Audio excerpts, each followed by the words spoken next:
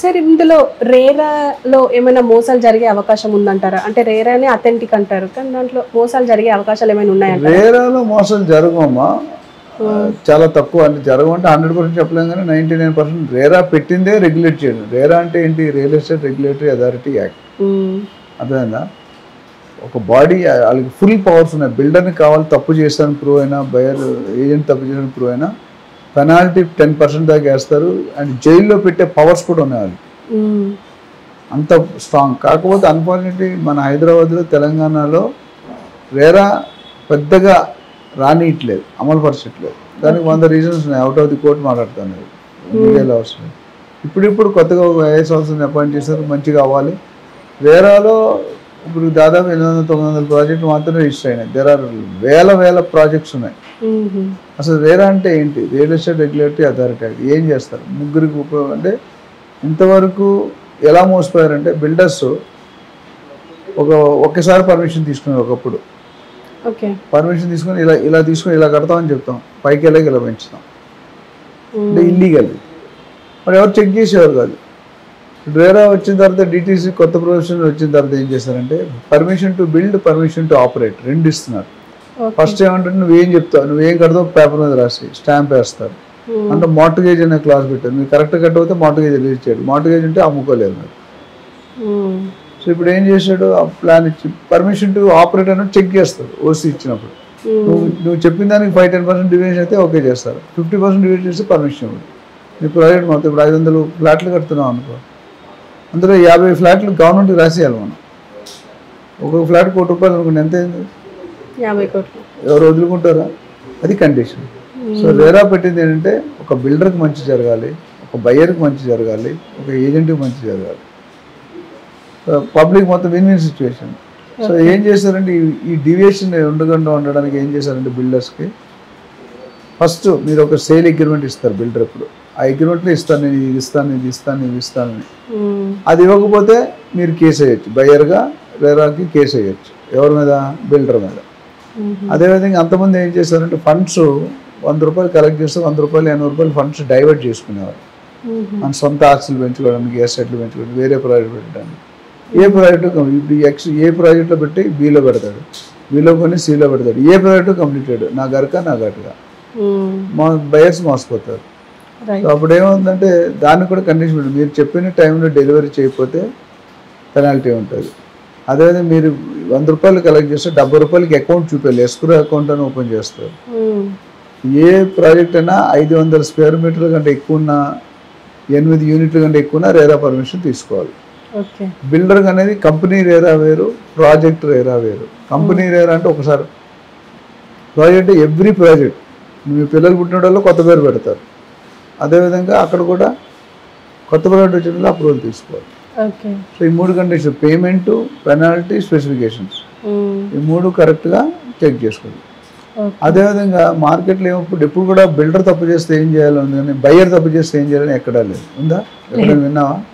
లేదు. So buyer అయినా ఒకవేళ ఈఎంఐస్ కట్టకపోతే builder can file A case against the buyer on to RERA.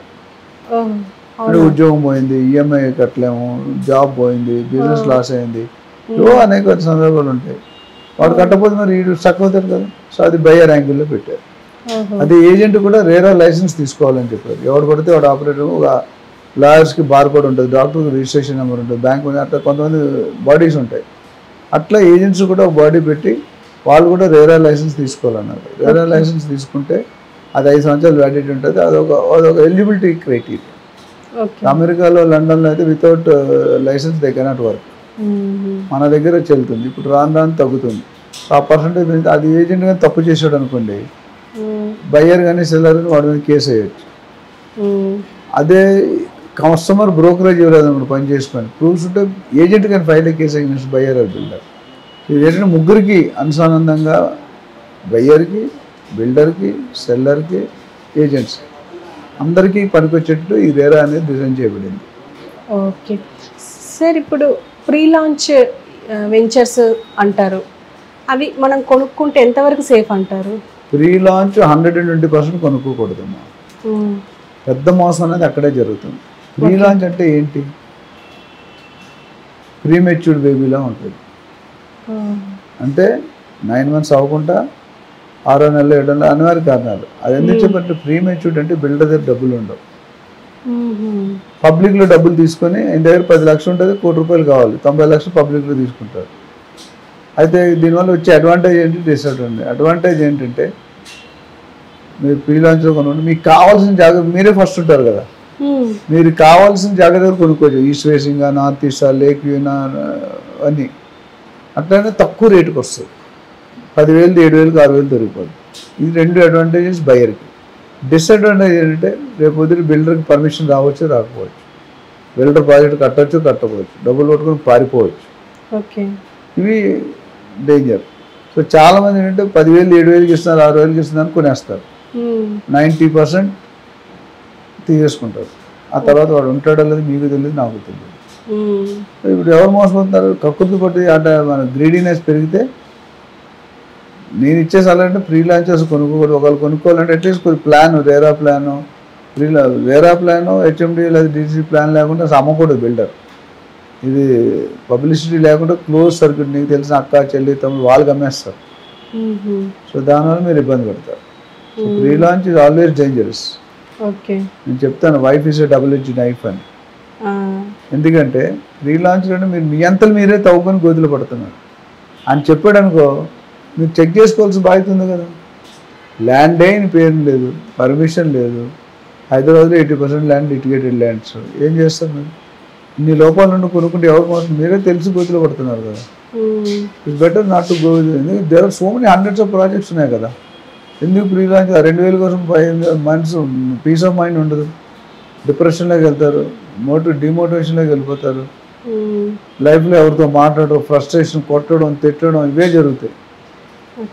So it's better not to buy in pre launch. Okay, అంటే దీనికి మీరు ఇచ్చే టిప్స్ ఏమైనా ఉన్నాయంటారా? టిప్స్ అంటే ఫస్ట్ ప్రీ లాంచ్ కొనకూడదు. కొనాలనుకుంటే బిల్డర్ గురించి బ్యాక్గ్రౌండ్ చెక్ చేసుకోవాలి, ఒక ప్రొఫెషనల్ ఏజెంట్ అపాయింట్ చేసుకోవాలి, అందులో అవగాహన ఉన్న వ్యక్తితో మీరు కొనిపించడం కొంతవరకు మెరుగు. మొత్తం ఆపలేడు, కొంతవరకు. ఇప్పుడు నాలాగా మా రియల్ టాక్ కంపెనీలో 4-5 డివిజన్స్ ఉన్నాయి. ట్రైనింగ్ చేస్తాం, మెంటరింగ్ చేస్తాం, బెస్ట్ ఇన్వెస్ట్మెంట్ అడ్వైజ్ ఇస్తాం, ప్రాజెక్ట్ మార్కెటింగ్ చేస్తాం, డిజిటల్ మార్కెటింగ్ చేస్తాం, ఇవన్నీ ఉన్నాయి. సో మా దగ్గరకు వచ్చే వాళ్ళకి చెప్తాం, ఈ ప్రాజెక్ట్లో ఎందుకు పెట్టచ్చు, ఎంతకాలంలో రెట్టింపు అవుతుంది, ఎందుకు పెట్టకూడదు, రీజన్స్ ఏంటి అని క్లియర్గా ఎక్స్ప్లెయిన్. నా దగ్గర ట్రైన్ అయిన ఏజెంట్స్ అదే నేర్పుతాం.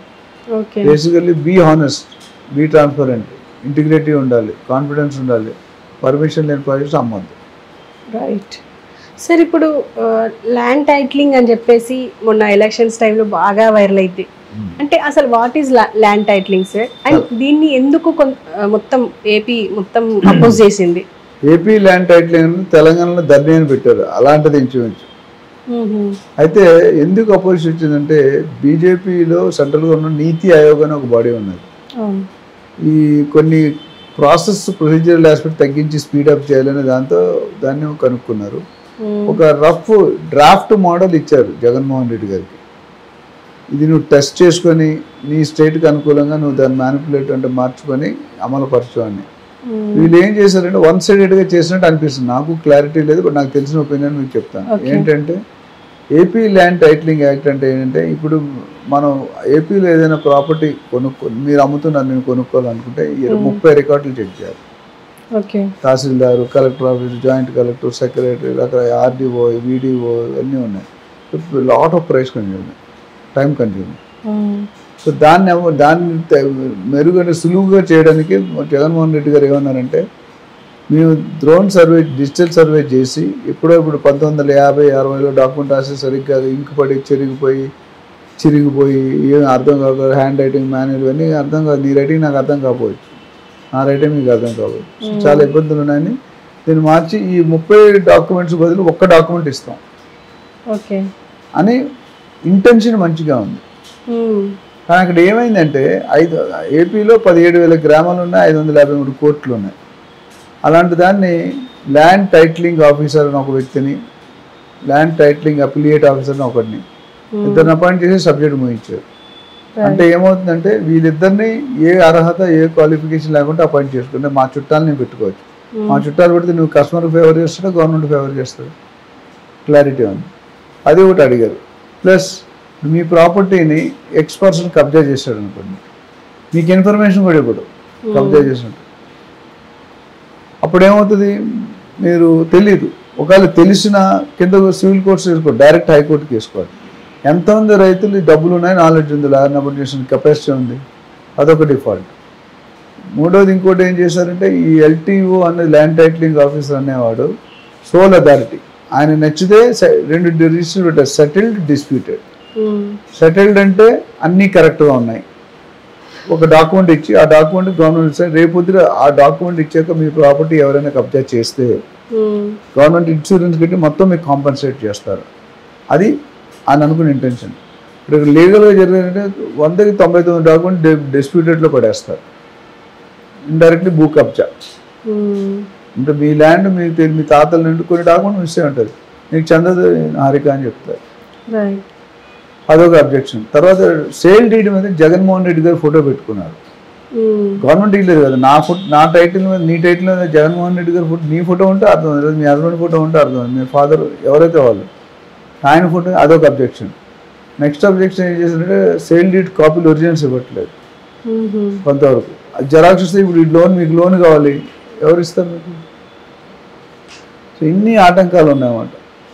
దీనివల్ల చంద్రబాబు నాయుడు గారు ఏమంటే, నేను సీఎం అయితే 2వ సంతకం ఏపీ ల్యాండ్ టైటిలింగ్ యాక్ట్ రద్దు చేస్తుంది. ఎందుకంటే ల్యాండ్లు ఖాళీగా ఉన్నాయి, డిస్ప్యూట్ ఉంది, నీకు కబ్జా చేయడం ఈజీ. మీకు అర్థమైందా? మీరు డాక్యుమెంట్స్ లేవు, మీ వాంటెడ్లీ మీకు మీ ల్యాండ్ డిస్ప్యూటెడ్లో పడేస్తారు. 100 ఎకరాలు ఉంది మీ తాతగారికి, మీ తాతగారు మీ నాన్నగారు సరిగ్గా పాస్ చేయలేదు, రికార్డు లేదంటారు, మ్యూటేషన్ లేదంటారు. ఆ 100 ఎకరాలు పెడితే ఏ మినిస్టర్ ఎవరో, మీరు ఇండివిజువల్గా ఏం చేయలేరు కదా, అది దాని ఇంపాక్ట్. అందుకని దాని అంత సీరియస్ రివెంజ్ వచ్చింది. దీనివల్ల చంద్రబాబు నాయుడు ఏమంటే, నన్ను సీఎం అయితే ప్లస్ మీ పర్సనల్ ఆస్తులు ఎవరు చెప్పుకోవడానికి ఇష్టపడరు. దేర్ ఆర్ 101 రీజన్స్ ఇది. సో ఏపీ ల్యాండ్ టైటిల్ మొత్తానికి డిస్టర్బ్ అయింది. అది ఇంటెన్షన్ పాజిటివే, బట్ ప్రొసీజర్ కరెక్ట్ లేదు. అది ఏం చేసి ఉండాలంటే పబ్లిక్ ఒపీనియన్ తీసుకోవాలి, రీసెర్చ్ చేయాలి, ఎంతమంది యాక్సెప్ట్ చేస్తారు. కేసీఆర్ గారు పడిపోవడానికి కూడా దాన్ని ఒక కారణం, ఫామ్ హౌస్ పరిమితమైన ఒక కారణం అయితే దాన్ని వాళ్ళు కూడా పడిపోయారు. చాలా ఉన్నాయి, 111 జీవో ఎత్తేస్తున్నాడు, అదే చాలా రీజన్స్ ఉన్నాయి. సో అట్లా ఏపీ కూడా ఇది జగన్ గారి ఎలక్షన్ కూడా ఇది ఒక main reason, one of the main reason.